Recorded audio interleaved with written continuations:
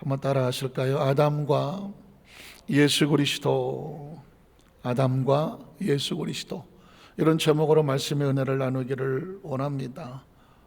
최근에 여러분 뉴스 보시면 아시겠지만 어느 김밥집에서 김밥을 어떻게 잘못 먹었는지 오염되어서 식중독으로 아니면 100여 명 이상의, 아니도 그 이상의 사람들이 아주 고통을 당하고 있고, 그 결과 분석을 해봤더니 살모넬라군이라고 하는 식중독군이 검출이 됐습니다. 음식이라는 것이 사람의 건강을 위해서 아주 필요한 것이지만 잘못된 균이라든가 독이 들어갔을 경우에는 생명을 위협하거든요. 혹시 여러분 그런 독소가 몸에 들어봤던 기억이 있으신가요? 어떻게 해야 됩니까? 우리 몸에 잘못된 독소가 들어왔을 때 어떻게 치료합니까? 십전대보탕? 뭐 할까요? 삼계탕? 인삼? 녹용? 다 필요 없습니다. 지금 식중독과 같은 이게 병균에 걸려서 독이 들어와서 몸이 고통을 당할 때는 어떠한 다른 것 다 필요 없습니다. 뭐가 필요합니까? 치료제가 필요하고 해독제가 필요한 것입니다. 독이라고 하는 것은 우리 몸에 들어오면 기능을 마비시키고 생명을 위협하니까 거기에 무슨 녹용, 산삼에 어떤 좋은 걸 갖다 놓아도 다 필요 없습니다. 독이 들어갔을 때는 무조건 독을 중화시킬 수 있는 치료제와 해독제가 필요한 것입니다.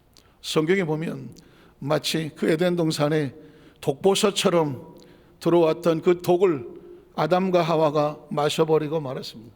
뱀의 이야기를 들었으니, 그래서 말씀을 어기고 불순종하여 선악과를 따먹었으니 그것이 독이 들어온 것이지. 아담과 하와에게 들어온 이 독, 그 독으로 인하여 그 자손들이 독에 그 죄를 뒤집어 쓰고 그 독을 가지고 태어나지 않습니다. 그걸 소위 말하는 원죄라고 말하는 것입니다. 그러면 이 독을 빼내기 위해서 뭐가 필요할까요? 그 어떤 것도 필요하지 않습니다.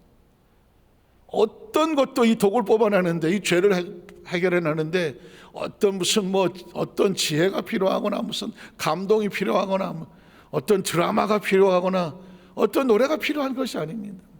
그 죄를 씻어낼 수 있는, 중화시킬 수 있는 구원이 필요한 것이고 구원자가 필요한 것입니다. 그래서 그 예수 그리스도는 바로 우리에게 다른 문제를 해결하는 것이 아니라 아담을 타고 들어왔던 이 죄의 문제를 중화시키고 씻어내서 우리에게 새로운 생명을 회복해 하신 분이 바로 예수 그리스도인 것입니다. 오늘 성경 본문은 그 이야기를 하고 있습니다. 우린 첫 번째로 아담을 타고 들어온 죄와 사망의 모습을 살펴보려고 합니다. 죄라고 하는 것은 어디서부터 출발했을까?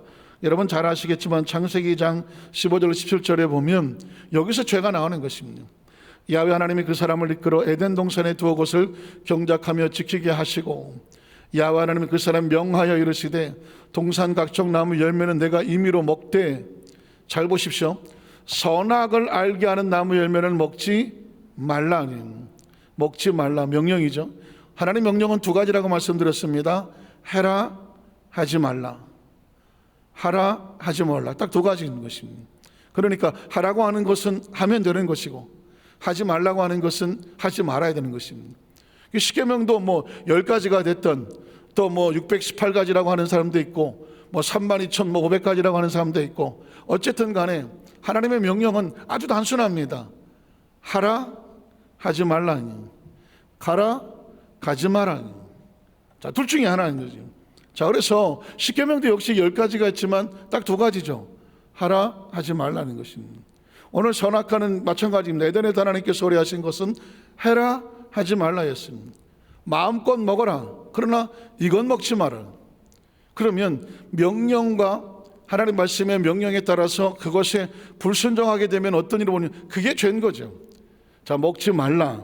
내가 먹는 날이 뭐죠? 죄를 짓는 날이죠. 먹는 이야기가 아닙니다. 먹지 말라. 그런데 그것을 먹는다, 하지 말라는 것을 한 것이죠. 그걸 뭐라고 말하느냐? 죄라고 말하는 것입니다. 한번 따라 하실까요? 하나님께서 하지 말라는 것을 하게 되는 것, 그것을 죄라고 말한다는 거예요. 하라는 것을 하지 않는 것도 죄죠. 예를 들어서 안식일을 기록하고 거룩하게 지켜야 되는 거죠. 그 날을 내 마음대로 할 수가 없는 것이죠. 만 마음대로 했다? 그걸 죄라고 말하는 것입니다. 말라기 3장에 보면 하나님께서 왜 너희가 나의 것을 도적질하고도 아무 일 없는 것처럼 살아가느냐. 우리가 뭘 도둑질했습니까? 11조와 감사의 예물이라는 하나님께서 하라고 한 것을 너희가 하지 않았습니까? 그걸 뭐라고 말합니까? 죄다라고 말하는 것입니다. 그 제일 출발이 어디서 왔느냐면 에덴에서 나오는 것입니다. 먹지 말라. 먹으면 죄죠. 먹으면이 아니라 죄를 지으면 대가가 있습니다. 죄의 대가는 뭘까요? 반드시 뭐하리라? 죽으리라. 죄의 삭은 사망이라고 말합니다. 죄는 우리가 왜 죄를 두려워하며 죄를 멀리해야 되며 죄를 대적해야 되느냐? 죄는 우리를 어디로 끌고 가느냐? 하나님과 단절을 시킨 다음에 사망으로 끌고 가기 때문에 그렇습니다. 자, 그래서 하나님께서 이 말씀을 하신 것은 아담과 하와를 죽이려고 하는 것입니까? 죽이려고 하는 것이 아닙니다. 살리려고 하는 것입니다. 이 땅의 삶을 살아가는 동안 지구에서 살아가려면, 육신을 가지고 살아가려면 하나님의 명령을 지켜야 되죠. 명령은 단순합니다. 하라는 것은 하고 하지 말라는 것은 안 하는 것입니다. 말씀을 듣는 이유는 딴 게 아닙니다. 예배를 드리는 이유도 딴 게 아니죠. 하나님께 나와서 기도하는 것도 딴 게 아닙니다. 우린 둘 중에 하나입니다. 무엇을 해야 합니까, 하나님? 무엇을 하지 말아야 됩니까? 성령으로 깨우쳐 주십시오. 말씀 듣다 깨우쳐 주십시오. 제가 잘하고 있습니까? 아니면 잘하지 못하고 있습니까? 하지 말라는 것을 내가 하고 있습니까? 아니면 혹시라도 이 부분에서 제가 잘못 판단하고 있습니까? 분별케 하여 주시옵소서. 깨닫게 하여 주시옵소서. 그것을 깨닫는 것을 뭐라고 말한다? 은혜라고 말한다. 말씀을 듣는 이유는 깨달으려고 말씀을 듣는 것이다. 말씀을 깨달았으면 하라는 것은 하는 것이고 하지 말라는 것은 하지 않는 것이다. 하지 말라는 것을 내가 하고 있으면 스톱하는 것이고 하라는 것을 내가 하지 말라고 하면 다시 출발해야 되는 것이다. 이게 우리가 사는 길입니다. 계명은 이 말씀을 하시는 것은 하나님께서 우리를 살리려고 하시는 것입니다. 아담과 하와를 살리려고 하시는 것이지 죽이려고 하는 것이 아니거든. 에덴을 빼앗으려고 하는 것도 아니고 그들의 생명을 빼앗으려고 하는 것이 아닙니다. 우리 하나님은 좋으신 하나님, 축복하시는 하나님, 에덴을 주신 하나님, 생명을 주신 하나님, 생기를 주신 하나님, 생육하고 번성하고 땅에 충만하기를 원하신 하나님, 이게 하나님의 본심이거든요. 그러니까 선악과를 따먹지 말라고 하는 것은 그들에게 잘못 안 주려고 하는 것이 아니라 그들을 살리려고 하는 것이거든요. 자, 여기서 뭐가 나온다고요? 죄가 나오죠. 먹는 날에는 죄다. 그럼 반드시 죽으리라 사망이라는 것입니다. 그럼 어떻게 될까요? 이 죄와 사망은 해결하지 않으면 마치 부채와 같이 계속 흘러내려가는 것입니다. 자, 죽으리라 하시니라 그랬습니다. 자, 창세기 3장 6절로 8절에 보면 여자가 그 나무를 본즉 먹음직도 하고 보암직도 하고 지혜롭게 얼마 탐스럽기도 한 나무인지라. 자, 그래서 어땠다는 거죠? 그 여자가 그 열매를 어떻게 하고 따먹고, 다른 말로 바꾸면 죄를 짓고, 죄를 짓고죠. 죄 이야기입니다. 이거는 먹지 말라. 먹는 날에는 죄를 지으면 죽으리라. 자, 여자가 그 열매를 따먹고, 그 얘기는 뭐예요? 죄를 지었고 어떻게 될까요? 안 봐도 비디오죠. 어떻게 될까요? 먹는 날에는 죽으리라. 자, 열매를 따먹고 하와는 어떻게 될까요? 죽게 되는 것입니다. 자기와 함께 있던 남편에서 줌에 그도 먹었더라. 죄를 같이 지었더라. 결과 어떻게 될까요? 죽습니다. 이건 뭐 어떻게 할 수가 없는 거예요. 이건 뭐 무슨 예언의 은사가 필요 없고요. 이건 그냥 원리와 법칙이에요. 먹었더라. 죄를 지었더라. 그들은 죽게 된다는 것이죠. 자, 그래서 이들의 죄로 인해서 어떻게 되면 그 다음 절에 보면 이에 그들의 눈이 밝아져서 자기들이 벗은 줄을 알고 모압 안에 불렸고 치마로 삼았더라. 그들이 그날 밤이 불 때에, 바람이 불 때에 동산에 거니서 야훼 하나님 말씀을 소리를 듣고 아담과 그의 아내가 야훼 하나님 낯을 피하여가 뭐죠? 분리되어. 피하여, 분리되어 어떻게 될까요? 동산나무 사이에 하나님 낯을 피하여 숨었습니다. 숨었다는 얘기는 바로 끊어졌다는 얘기죠. 죄를 지으면 본능적으로 도망갑니다. 죄는 본능적으로 도망을 갑니다. 어둠은 본능적으로 빛이 다가오면 도망을 칩니다. 그러니까 죄를 지는 순간 그들은 하나님과 분리되어 도망을 치는 존재가 되고 말았다는 것입니다. 이 이야기는 여기서 끝나지 않습니다. 이 사건으로 인하여 이 죄가 해결이 되지 아니하면 이 독소가 계속 스며들어 내려간다는 것입니다. 창세기 3장 17절로 18절에 보면 아담에게 이르시되 내가 네 아내의 말을 듣고 내가 네게 먹지 말라 한 죄죠. 명령이죠. 그 나무 열매를 먹었은즉 뭐죠? 죄를 지었은즉 어떻게 될까요? 죄의 삭은 사망이니까 결국 하나님의 저주는 감정과 기분이 아니라 원리와 원칙입니다. 원칙이죠. 어떻게 될까요? 땅은 너로 말미암아 뭘 받고? 저주를 받고. 사망의 다른 단어는 저주입니다. 죄는 뭘 가져올까요? 저주를 가져옵니다. 죄는 뭘 가져올까요? 사망을 가져오는 것입니다. 그러니까 저와 여러분이 이 땅에 찰나 같은 순간 100년 안짝을 살아가죠. 목숨을 걸고 쌍심지를 걸고 반드시 정말 정신 바짝 차리고 살 것은 뭐냐? 죄에서 벗어나는 것입니다. 왜? 죄를 짓는 순간 어떻게 될까요? 죄를 짓는 순간 사망이 기다리고 있습니다. 죄를 짓는 순간 저주가 기다리고 있습니다. 이건 원리와 원칙이에요. 원리와 원칙입니다. 그래서 내 생명을 지키기 위해서 우리는 죄로부터 분리시켜야 되고, 그리고 본능적으로 내 자식들은, 좀 원색적으로 말하면 내 새끼들은 반드시 죄로부터 건져내야 합니다. 반드시 죄를 짓지 않게 해야 돼. 반드시 죄에서부터 피하게 해야 돼. 도망을 치게 해야 돼. 분리되게 해야 돼. 그래야 내 새끼들이 이 저주를 안 받고 사망에 이르지를 않아.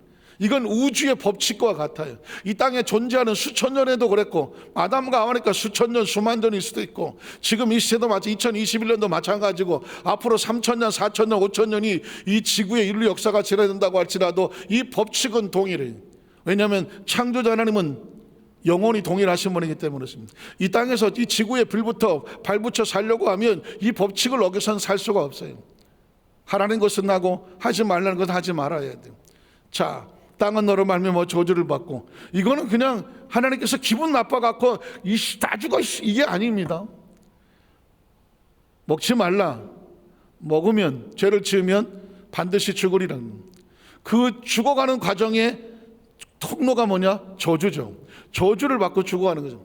땅은 너로 말미암아 저주를 받고 너는 평생에 수고하여야 겨우 그 소산을 먹으리라. 죽지 못해 산다.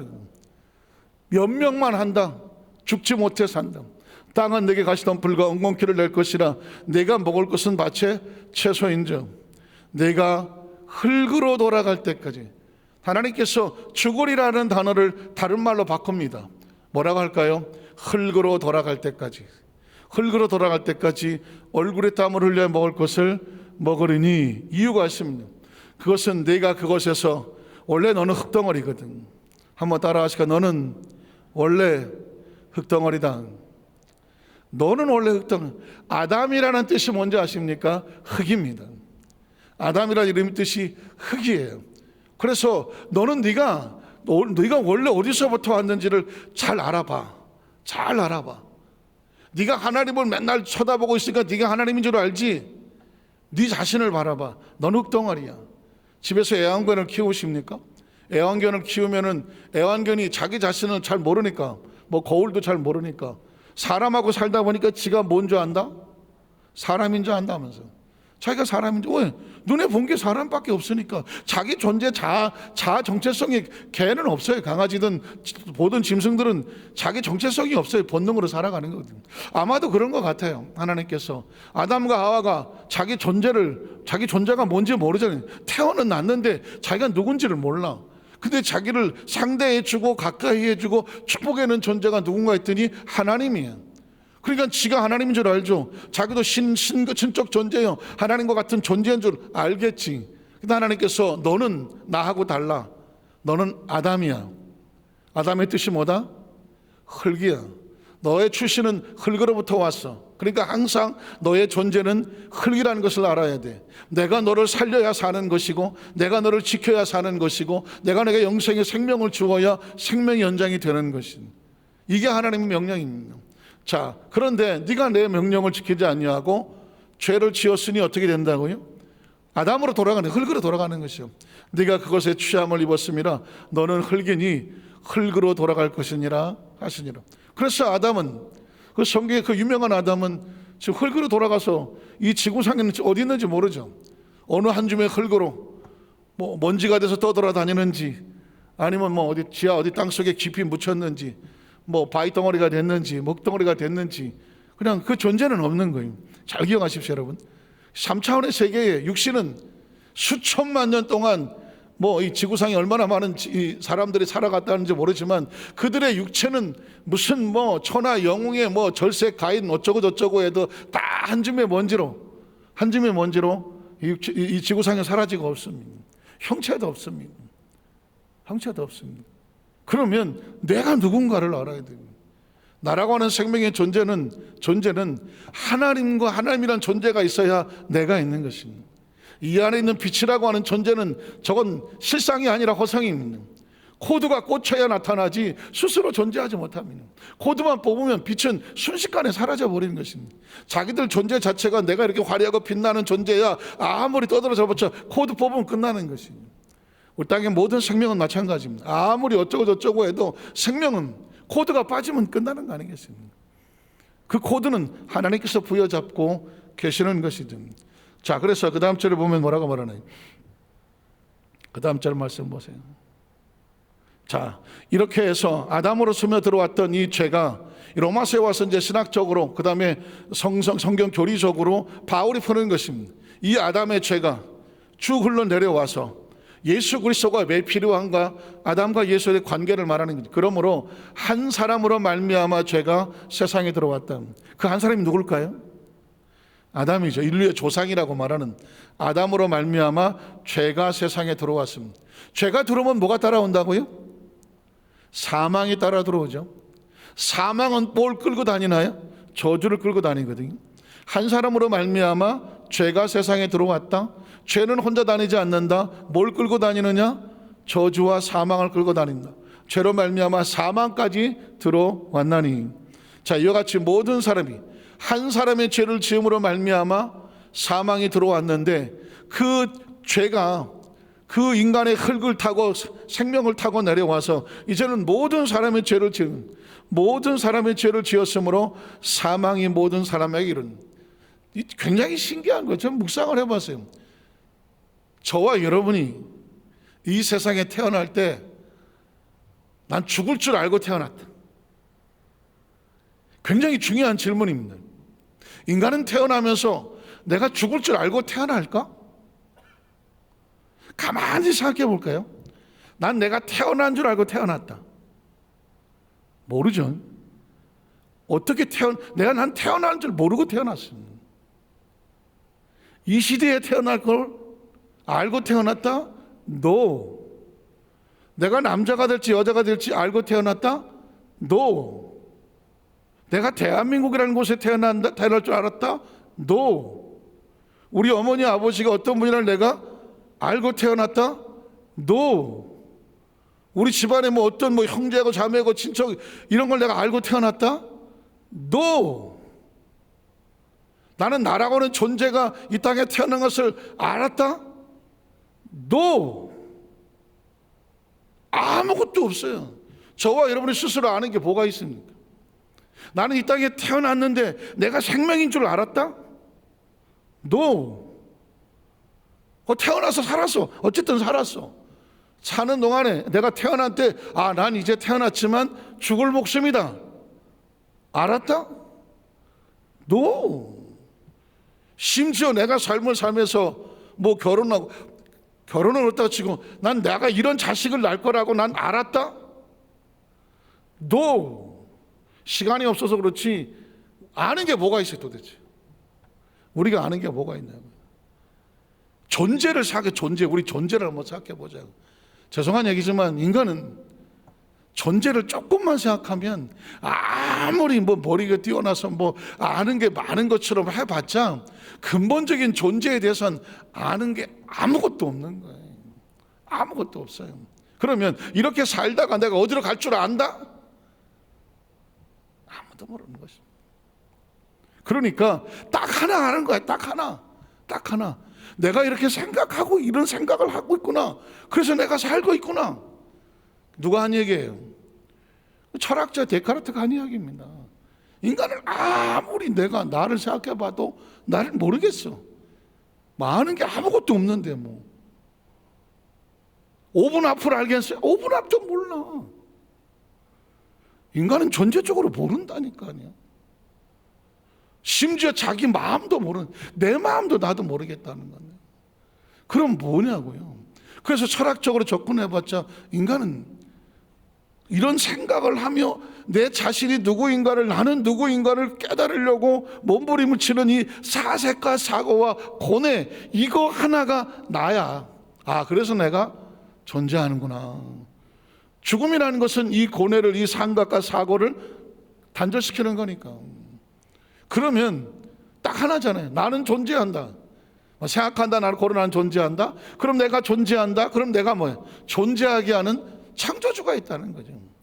생각한다, 존재한다. 존재는 반드시 존재케 하는 뭐가 있어야 돼요?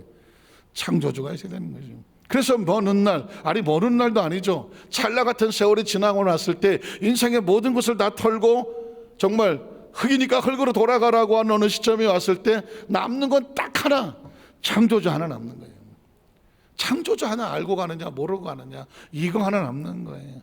지금 성경의 가장 중요한 얘기냐, 제 얘기는 뭐냐? 하나님은 창조주, 나의 존재를 존재케 하는 건 예수 그리스도, 이 땅에 마지막 사는 산 동안은 나를 지키시고 보호하시는 성령님, 그리고 내 생애를 마지막 마무리 짓고 다 털고 나의 달려갈 길을 다 갔다, 선한 싸움 다 싸웠다 하고 마지막 남을 때 순간에 뭐냐? 예수 그리스도를 믿고 이 성령님과 함께 동행하여 여기까지 달려와서 마지막 문을 열고 들어가는 것은 하나님의 나라입니다. 믿으시면 아멘 하시기 바랍니다. 인생을 제가 정리를 해드린 거예요. 나머지는 다 액세서리예요. 다 액세서리예요. 근원적인 문제, 지금 이야기는 여기 있는 말씀을 듣는 모든 분들은 다 동일하게 적용되는 것입니다. 자, 사망의 모든 사람의 이르러서 태어날 때 내가 죽는다는 단어 인식도 못하고 태어났지만 인간의 존재 자체는 바로 아담과 하와의 이 원죄가 우리 스스로를 죄와 사망에 가두어둔 것이지. 그래서 14절에 보면, 그러나 아담으로부터 모세까지 아담의 범죄 같은 죄를 짓지 아니한 자들까지도 사망의 왕노를 했다. 이유가 뭐냐면 아담처럼 우리가 선악과를 따먹지 않았어. 그런데 왜 사망이 왕노할까요? 그 첫사람 아담으로 인하여 그 모든 생명이 죄의 오염이 되어서 사망이 왕노릇한 곳에 가서 접해 들어가는 것입니다.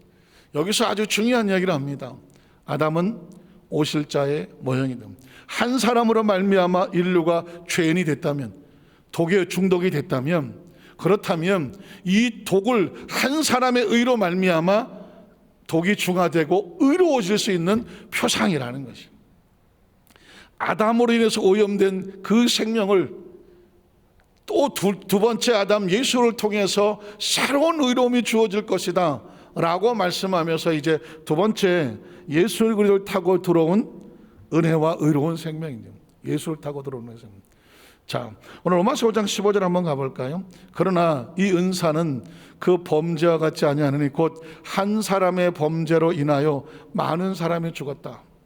자, 그 다음에 보면 더욱 하나님의 은혜와 또한 한 사람 예수 그리스도의 은혜로 말미암은 선물은 많은 사랑이 넘쳤다는 것입니다. 그러니까 지금 바울의 그 로마서의 그 원리를 말하고 있으면 아담과 하와를 아담을 통하여 온 인류가 죄의 오염이 됐는데 이 오염을로부터 벗어나기 위해서는 다른 게 필요한 것이 아닌, 죄를 중화시키고 의가 회복이 돼야 되는데 그 의를 회복할 수 있는 것은 다른 것이 아니라 석가모니가 안 되고 마호메시 안 되고 공자가 안 되고 맹자가 안 되는 이유는 뭐냐면 의인은 이 땅에서 태어난 육신을 가지고 있는 사람은 아담의 후손이라서 죄를 지었으므로 의를 가져올 수가 없습니다.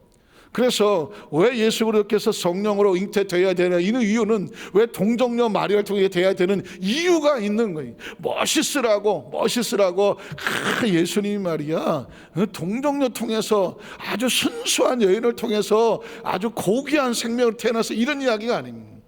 땅에서 태어난 육신의 생명은 원죄를 가지고 있기 때문에 다른 사람의 죄를 대신 짊어질 수가 없습니다. 그러면 이 땅에 육신의 범죄를 하지 아니하는 하늘에서 온 생명이 필요해. 그러기 위해서 성령으로 잉태되는 거예요. 마땅히, 성령으로 잉태돼야만 되는 거예요. 그래서 요한복음에 보면 하늘에서 내려온 인자 외에 하늘 올라간 자가 없다는 얘기는 뭐냐면 하늘을 얘기하는 것입니다. 예수님이 이 땅에 모르는 의로운 자로 오셔서 예수님께서만이 우리에게 의를 주실 수가 있는 거예요. 자, 은혜로 말미암아서 많은 사람에게 의를 끼쳤다. 그 다음 17절에 보면 한 사람의 범죄로 말미암아 죄는 반드시 사망을 가져온다고 말했죠. 사망이 그 한 사람을 통하여 이 땅의 모든 사람이 죽어, 사망이 뭐냐면 영생을 끊어버리는 것이죠. 하나님을 알지 못하니까 영생이 끊어지죠. 하나님의 자녀된 신분의 회복이 없으니까 영생이 끊어지는 거죠. 영생이란 뭐냐? 하나님을 알고 그 아들 예수를 믿는 거죠. 그 얘기는 뭐냐? 하나님을 아는 영적인 감각이 회복이 되고 예수를 통해 하나님의 자녀된 권세가 회복됐다는 것이거든요. 자, 그래서 사망이 한 사람 통하여 왕노릇하였은즉 더욱 은혜와 의의 선물인, 의라고 의를 선물이라고 말하죠. 아까 말씀드렸죠. 얼마를 주면 우리가 의로워지겠습니까? 얼마를 주면 어려워지겠습니까? 정말 이건 돈을 주고 살 수 있는 의라고 한다면 돈을 주고라도 사야 되죠. 그러나 이 의는 가치를 따질 수가 없기 때문에 하나님께서 우리에게 돈을 받고 줄 수 있는 게 아니에요. 사랑으로 선물로 주시는 거죠. 의의 선물을 넘치게 받은 자들은 한 번 예수를 통하여 생명 안에서 무슨 노릇? 왕 노릇하는, 왕이란 딴 게 아닙니다. 그 위에 딴 사람이 없어. 누구의 지배를 받지도 않아. 왕은 그 위에 누가 앉아서 이래라 저래라 하지를 않아. 왕 노릇이란 뭐냐? 많은 것을 관리하고 지켜 나갈 수 있는 권세를 가졌어요. 사망이 왕 노릇할 그 밑에 끌려가서 시키는 대로 살아야 됐지만 예수님 안에 들어오니까 죄에서 자유로워지니까 사망이 우리에게 이리라 저리라 할 수가 없어. 우리 안에 이제 생명이 차고 넘치는 겁니다. 그 생명이란 뭐냐? 영혼이 흙으로 육신은 흙으로 돌아가야 되지만 영혼이 살아서 하나님을 아버지라고 부르며 다시 원래 하나님 속에 있었던, 우리가 원래 하나님 속에 있었던 그 모습을 회복하는 것입니다. 여러분, 우리가 이 땅을 떠날 때 어디로 갈 것 같아요? 어디로 갈 것 같아요? 천국은 어디 있는 것 같아요? 애매하죠 이거? 기와 여초 만발하고 뭐 12진주문이 어쩌고 막 물이 흐르고 막, 이거는 3차원의 사람들에게 천국을 이해시키려고 하니 4차원을 이해하지 못하니까 3차원적 표현일 뿐이죠. 천국에 무슨 기와 요처가 만발하고 뭐 12진주문이 있어갖고 다 상상하겠지만 무슨 뭐 낚시를 하고 이런 거 하겠습니까? 이게 3차원적인 사고죠. 그럼 아예 천국은 어디냐? 하나님 아니죠. 하나님만. 하나님. 왜냐하면 하나님께서 우리에게 생기를 불어넣으시니 사람의 생명이 되더라. 생명은 어디서에서 나왔다고요? 하나님으로부터 나온 거예요. 진정한 자유는 우리가 하나님 안으로 들어가는 것입니다. 믿으십니까? 어려운가요? 하나님이라고 하는 존재는 영원한 수수께끼죠. 우리가 천국을 가야 하나님이 어떤 분인지 알 거예요. 지금 어쩌고 저쩌고 다 얘기해도 무슨 장님 코끼리 코 만지고 발등만 기둥 만지고 꼬리 만지고 등짝 만지고 부분적으로 얘기할지 모르겠지만, 그래서 통째로 얘기한다면 하나님이라고 하는 거대한 존재는 우리가 이 세상을 떠나고 하나님 나라 가봐야 아는 존재예요. 감히 여기서 하나님 이랬다 저랬다 말할 수는 없습니다. 그래서 아주 중요한 건 뭐냐? 천국이란 뭐냐? 우린 어떤 머리로 상상하는 것이 아니라 생명으로 가득하고 사랑으로 가득하고 빛으로 가득한 하나님의 속으로 들어가는 거예요. 우리는 하나님 안에 있어야 자유하고 평안하거든요. 그래서 생명이라고 하는 것은 결국 하나님의 생명 안에서 왕노릇하리로다. 그 다음 절에 보면 그런즉 한 범죄로 많은 사람의 정죄에 이른 것 같이 한 의로운 행위로 말미암아 많은 사람이 의롭다 하심을 받아 생명을 얻었다. 예수님을 구주로 믿으시면 아멘 하시기 바랍니다. 그 십자가로 말미암아 우리가 죄 씻음 받은 것을 믿으시면 아멘 하시기 바랍니다. 영접하는 자마다 하나님의 자녀가 되는 권세가 됐다는 걸 믿으시면 아멘 하시기 바랍니다. 이 땅의 모든 삶의 전제가 육신의 아버지, 아들, 딸, 엄마 이런 관계지만 이 땅에서 육신을 벗어버리면 영원히 변하지 않는 하나님을 아버지로 부를 수 있는 하나님의 자녀된 권세, 이 영적인 신분, 이게 오늘 저와 여러분에게 예수를 말미암아 주신 의로운 생명에 주시는 축복이죠. 여러분 참 저도 그렇게 오래 산 사람은 아니지만은 지구에서 좀 살다가 보니까 분명하죠. 이제는 이게 다가 아니구나. 확실합니까? 지구가 다가 아닌 건 확실하시죠? 확실합니까? 아닌가? 육신을 가지고 영원히 살 수 없겠구나. 그런 눈치는 좀 가지시죠? 그러면 우리의 소망은 어디 있을까? 지금 나라고 말하고 있는 이 인식, 사고, 이런 얘기를 하더라고요. 사람의 영혼은 어디 있을까? 생각해 보셨나요? 영혼? 난 살다가 어느 목회자들 모임에 갔다가 기도를 초풍할 뻔했는데 옆에 두 분 목사님이 대화를 하시는 거예요. 근데 대화가 내용이 아주 진지해. 사람의 영혼이 어디 있는 것 같느냐 묻더라고요. 그래서 한 사람이 영혼은 마음에 있지 않을까요? 목사님들 대화였어요. 마음에 있지 않을까요? 그러니까 그랬더니 자기가 이렇게 실제로 영혼을 봤는데 사람의 영혼은 마음에 있지 않더라고요. 그럼 어디 있냐 그랬더니 자기 눈가를 좀 잘 보라 그러더라고요. 요 밑에를 쑥 눌러요.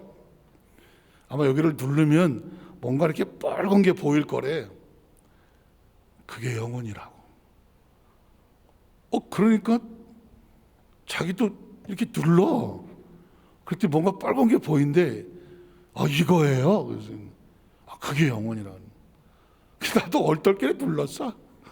그랬더니 빨간 게 보여. 여러분 눌러보세요. 이걸 누르면 눈깔이 뒤집혀갖고 빨갛게 보여요. 그게 무슨 영혼이야. 제가 왜 여러분에게 3차원과 4차원이라는 단어를 끊임없이 차원적으로 구별해 주는 이유가 뭔지 아십니까? 이 3차원과 4차원이라는 구분이 안 되면 무슨 영혼이 눈깔을 뒤집어서 이렇게 빨갛게 보여서 눈알이 돌아가고 빨갛게 보이니 그게 무슨 영혼이에요. 영혼은 4차원적인 것이잖아요. 시간과 공간을 초월하는 거예요. 실제로 사람들은 영혼을 보고 싶어 해요. 그래서 사람이 죽을 때 죽기 직전에 몸무게를 재고 죽고 난 다음에 몸무게를 재요. 그랬더니 0.18g인가 뭐 얼마가 차이가 난대. 그렇게 해갖고 사람의 영혼은 뭐 0.18g이다 라고 뭐 과학적으로 영혼의 무게를 쟀다고 하는 제가 어떤 그 통계를 본 적이 있어요. 마음은 알겠어. 내가 마음은 영혼의 무게가 있나 싶어갖고 사람은 자꾸 보고 듣고 만져봐야 되잖아요. 그 사람의 영혼을 좀 몸무게 재보려고 죽으면 영혼이 빠져나간다고 하니까 죽기 전에 몸무게 재고 죽고 난 다음에 몸무게를 쟀더니 한 0.18g인가 차이가 난다고. 요게 영혼의 무게인가 보다. 그 영혼의 무게인가요? 영혼이 무게가 재어지나요? 영혼이 누르면 보이나요? 영혼은 생기예요. 생기. 하나님이 생기, 이거는 차원이 다른 거라고요. 영혼은 3차원적인 존재가 아니죠. 우리가 3차원적인, 영혼이 3차원적인 존재면 우리가 우리 영혼을 봤겠죠. 우리 영혼을 그렸겠죠. 영혼을 묘사할 수 있겠죠. 그러나 사람은 자기 영혼을 본 적이 없어요. 분명히 있는데 만진 적이 없고 느낀 적이 없어요. 근데 지금 존재하거든요. 영혼이 어디 있느냐? 쉽지 않은 질문이에요. 쉽지 않은 질문이에요. 그런데 어느 연구하는 학자가, 그 사람은 크리스찬 같지는 않아요. 그런데 조금은 동의할 만하더라고요. 영혼은 머리에 있는 것도 아니고 마음에 있는 것도 아니다. 영혼이란 우주에 가득한 어떤 아주 특별한 존재다. 그래서 이 영혼이라고 하는 건 시간과 공간을 초월하고 우주의 창조적인 존재와도 교통교제할 수 있는 것이 영혼이다. 이런 표현을 쓰더라고요. 이거는 성서학자가 쓴 것도 아니고 어떤 성경학자가 쓴 것도 아니고 어떤 목사님이 설교한 것도 아니에요. 어떤 전문적으로 어떤 뭐 우주를 연구하는 학자가 쓴 건데, 인간의 영혼에 대해서 차라리 그 사람 얘기가 훨씬 나아. 몸 안에 갇혀진 존재가 아닌 우주에 어디든지 통할 수 있는 자유로우며 그 창조주와 교통할 수 있는 시간과 공간을 초월하는 존재. 아니, 세상의 학자들도 이렇게까지 접근한 사람이 생기는데, 여러분, 그러면 조금 접근되죠. 우리가 기도할 때 우리 영이 하나님을 느끼고, 찬양할 때 우리 영이 하나님의 임재를 느끼고, 그리고 그 영이 말씀을 들어 영이 살아나고, 그리고 우리 영이 하나님과 교통하고 교제하면서 하는, 이거는 이 예배를 하는 동안 하나님과의 터치가 있고 교통이, 이건 영적인 상황입니다. 그러니까 우린 자꾸 3차원적으로 어떤 무슨 재물을 놓고 뭐가 그냥 자꾸 표식이 보이고 이러고 있지만, 진짜 중요한 것은 하나님이란 존재를 인식하고 우리 몸 자체가 가지고 있는 영혼이 있는 거죠. 그 영혼을 신적인 존재라고 말해서 예수님 우리에게 시편에도 있지만 너는 신이다라고 말했을 때 그 신이라는 것은 영혼적인 존재가 있다는 것을, 그 영혼이 살았다는 것이죠. 자, 그래서 생명이 잃었다. 이 생명은 우리 목숨을 잃었다가 이렇게 잠시 산 이 생명이 있는 것이 아니라 영원한 생명을 말하는 것입니다. 자, 그 다음 절에 보면 19절에 한 사람이 순종하지 아니함으로 많은 사람이 죄인 된 것 같이 한 사람이 순종하심으로 많은 사람이 뭐가 되었다? 의인이 되리라. 이건 전적인 은혜와 선물입니다. 마지막 21절에 보면 그래서 이는 죄가 사망 안에서 왕노릇한 것 같이 은혜 또한 의로 말미암아 왕노릇하여 우리 주 예수 그리스도로 말미암아, 정말 놀라운 단어가 나왔죠. 뭐에? 영생에. 저는 우리 교회 성도들 영생이라 한번 그대로 일어났다 앉았으면 좋겠어. 영생에 이르게 하려 함이라라. 아담과 하와가 잃어버린 게 영생이거든요. 흙이니까 흙으로 가라고 말했잖아요. 예수 그리스도로 말미암아 의로 선물을 얻어서 너희에게 생명을 얻게 했는데 그 생명은 다시는 잃어버리지 않을 영원한 생명에 이르게 하려 함이라.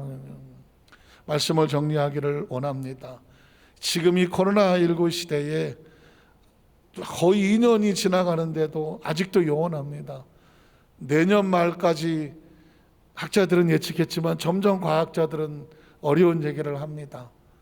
더 심한 표현들도 지금 신문에 많이 등장을 하고 있지만 굳이 언급하고 싶지는 않고, 이제는 이 코로나19가 언제 끝나나 이런 거 기다릴 상황이 아니고요.